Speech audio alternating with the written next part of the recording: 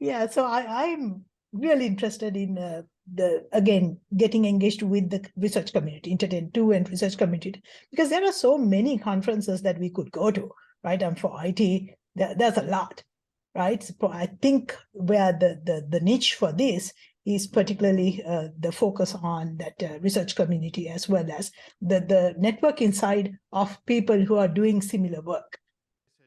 I shouldn't be impressed, but given that this group has been producing, large events of this scale for many, many years, but it was great to walk into the committee meetings with very organized plan for how Mhm. to get through all of the submissions, which looking at it at a distance, it felt like a huge hurdle to get over, but Internet 2 staff was really helpful in streamlining the process, helping us kind of hone in on how to evaluate the submissions and the proposals and to keep it aligned with the central themes that were meant to be explored in this upcoming conference.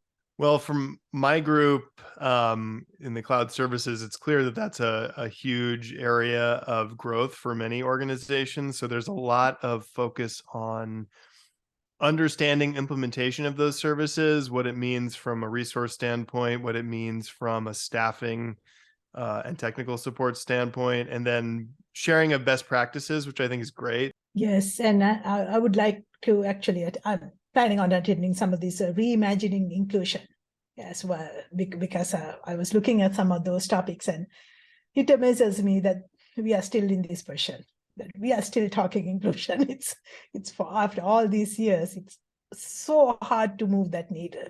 It was nice at the end of the proposal review process to sit back and see the recommendations that the group had made, and it felt like everyone was on the same page. So from that sense, I feel like it was a collective work, and everyone was satisfied in terms of what the actual program ended up looking like. So I'm hopeful that unified unified group of people and the program that we put together is purposeful, and people understand the thought process behind it afterwards. Yeah, I think there are a lot of good topics there Mhm. that will be useful for many.